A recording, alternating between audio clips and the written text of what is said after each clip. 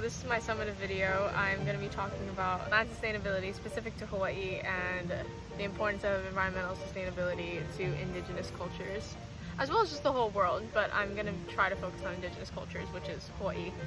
While I'm doing this, I'm in Aloha A right now because I thought I could use some pathos to make you care about what I'm saying by being in a beautiful place. I'm going to be painting while I'm doing this. My painting is going to kind of relate to what I'm talking about, but just so I have something, it's just going to be just a normal chit chat. This isn't going to be anything serious.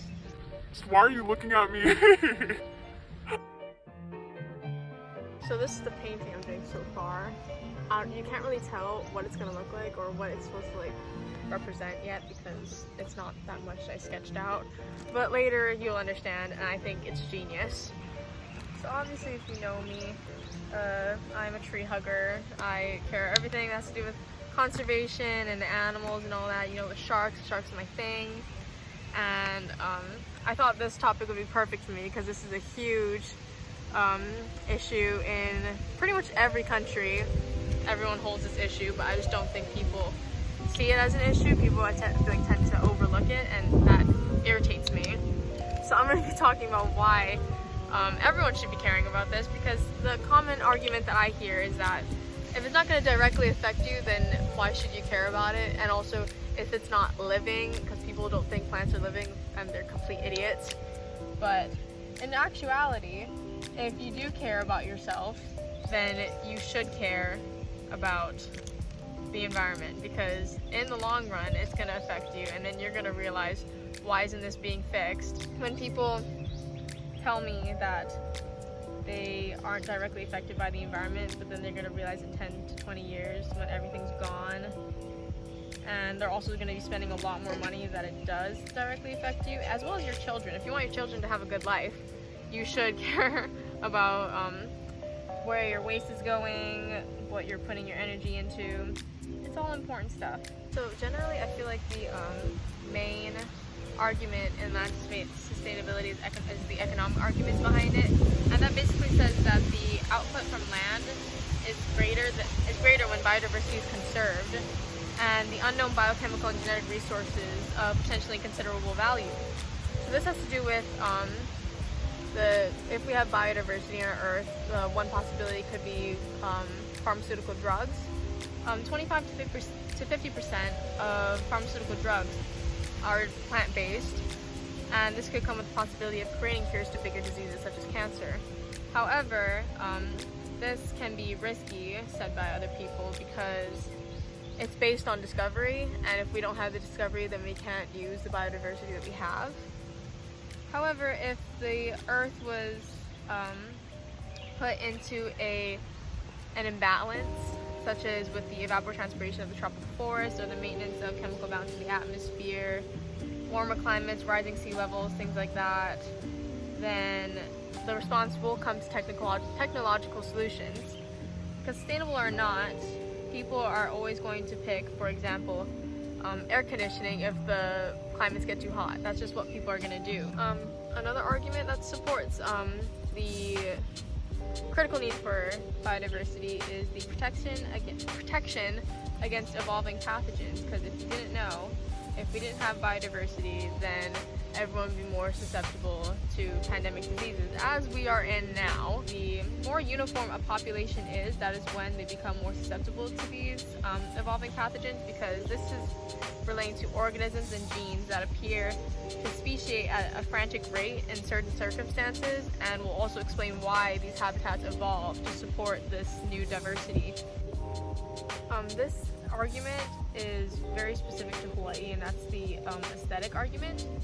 And that basically is saying that if our land is ugly and biodiversity isn't here, then no tourists are going to come. And as you know, Hawaii runs on tourism. For me, I think it has to do with political views, because our politicians, I feel like, don't focus nearly enough on the environment. For example, the burning of the Amazonian forest went down slightly after there was political pressure applied, but once it was relaxed, once everyone felt more relaxed to do whatever they wanted, then it rose again.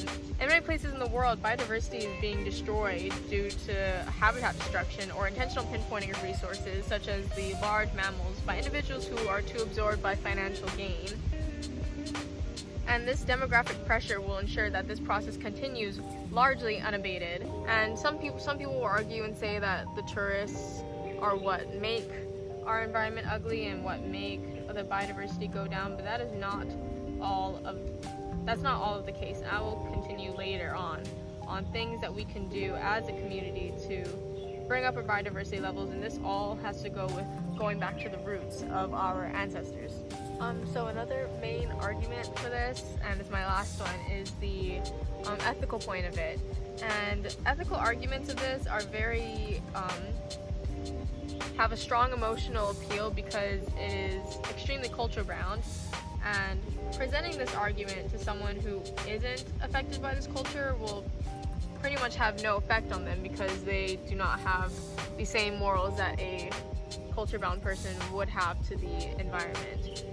And these ethical people are saying that these animals and plants, they shouldn't be destroyed because they are part of a larger spiritual web. So all of these lead to the main question of, are indigenous people natural conservationists? And the truth is yes, because as we all know, back in the past, especially here, the environment was in a much better condition due to many reasons, as overpopulation, building construction, habitat destruction, things like that. And in reality, there's no reason why conservation should be like a natural process, because ethical arguments are plucked from scientists' wish lists rather than based in empirical reality. So for Hawaiians, it's something that I always hear is Aloha A, and that's basically having love for the land, but it's not necessarily just caring for it, it's having this deep personal sense of connection to this place. And some of the main issues that we go through here is the peak oil, climate change, population growth, especially on this island. We are very overpopulated. Ocean acidification, and there's just growing inequalities which will impact our future. Because we live on an island, we have a very large overdependence on fossil fuels. And it's not only about like electricity that we use in our house or the gas that we put in our cars. Everything is transported to us. In the last 10 years, we've already lost a quarter of our living reefs due to ocean acidification. So these are two of what I think are main issues, is our loss of our reefs, because that is one thing that keep the tourists coming to us, is our reefs and like snorkeling and all of that. But also our dependency on using transportation to get all of our goods, and this can easily, in my opinion, be fixed through people growing their own gardens and having their own gardens. I'm a big believer in everyone should, if you just have a plain old lawn, it's useless. You should make it into a garden and have your own crops and share with others, because that is what our ancestors did back in the day. People shared their crops that were in the same ahupua'a. To me, even if we live in Hawaii, our land can only do so much for us, and for both of us to survive at the same time, we need to help preserve it. The human race, I feel like, is not holding up their end of the bargain for Earth, and it's like we're depending so much on it, and that's the point. We're supposed to depend on it, but we also need to do things for the Earth for us to continue depending on it. Since I've lived in Hawaii all of my life, I've always had a strong connection to the land and to also the animals inhabiting it. And Malama Aina has always been something that I've taken to heart. Especially here, we have a lot of native and keystone species, and I feel like as Kanaka Oiwi, it's like our kuleana to protect the land and protect everything that's in it, because we already got our land taken over. We have to protect something. I think for our islands a good solution, I think it all goes back to the education that our young people are getting. A grasshopper. Hello. Look at this little baby grasshopper. Oh, it went boing. Hey. Where was I? It goes back to our young people, and I think our keiki should have these required education on the natural environment. And there are all these written forms of like olelo no eaus and mo'olelos about how to live off the aina in a balanced way, and I think those are things that we need to look into. And if we teach our keiki about this at a young age, they will all grow into this knowledge of why we need to preserve what we have now. Something that we should do as an island is to restore our awais. And if you don't know what an awai is, it's these open channels of waters that are irrigation ditches, and they connect to the streams or springs to help funnel waters into like our lo'i kalos or our lokaia. If you have wetland kalo, they need continuous source of fresh water, and the awai helps constant supply of cool fresh water. And back in the day, this was maintained by the kanaka of the Ahupua'a. And I think if we're able to do this again, if we all like come together and help out with restoring this, I think we'll be able to help conserve a lot of the fresh water that we still have. And of course, these are all going to require hard work, and we need the young people to not only observe, but to make a relationship with the aina so that they can feel the spiritual presence of it and feel also the cultural significance of why we need everything we need. This is what I have so far. If you can like kind of see what I'm going for yet, I don't know if you can, but there's like this one final touch that once I add that on there, you're gonna be impressed.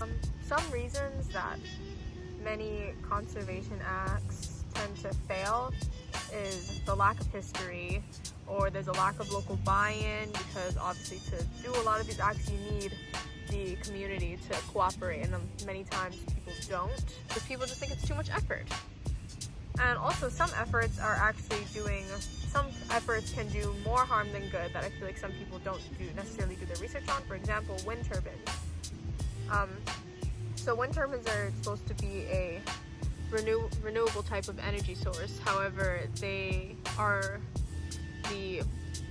one of the main deaths of many bird species. Some of them can be native, and 6,000 birds are killed every year due to wind turbines, as well as some solar farms tend to like set them on fire when they fly over them. And I think this all has to go back down to there is not just one solution to environmental sustainability or some sort of conservation. Like, there's not just one solution, because it depends on your place as well as how that's going to affect everything else. Renewable energy just can't save us, because we can't live off of that for the rest of our lives. And here's why. Because in my opinion, and in many people's opinion, nuclear power is a better option, because they don't have these emissions. And also solar farms also deal with habitat destruction. For example, people were building this huge solar farm in California, and they physically had to like take out burrowed animals such as turtles and put them into captivity, where they will most likely die. And so nuclear power is the best option due to its zero emissions, and they use uranium fuel for that, as well as the materials needed to pursue nuclear power is much less than solar would need. And to keep buying solar panels for houses after however many years they last, that cost will also build up over time. So that's all I have for you guys today. I hope you can use this this is something that I am very passionate about, and it's something that I want to do for the rest of my life. I want to work in sustainability for the rest of my life, specifically with sharks, if you didn't know. But yeah, just please use this information. Inform people, tell people, convince people. I hope I convinced you if you didn't believe me in the first place. But I finished my painting. Hopefully you can understand what it is, but like, so that's like, oh wow. I put a clip in there so because you can't even see the bag, but I put basically a bag, and then I put the shark. It's called Bags. I tried to like remake the Jaws, like the Jaws like iconic picture, and that's what I did. Yeah, I know, I told you it was genius. And yeah, mahalo for watching. Ahui ho.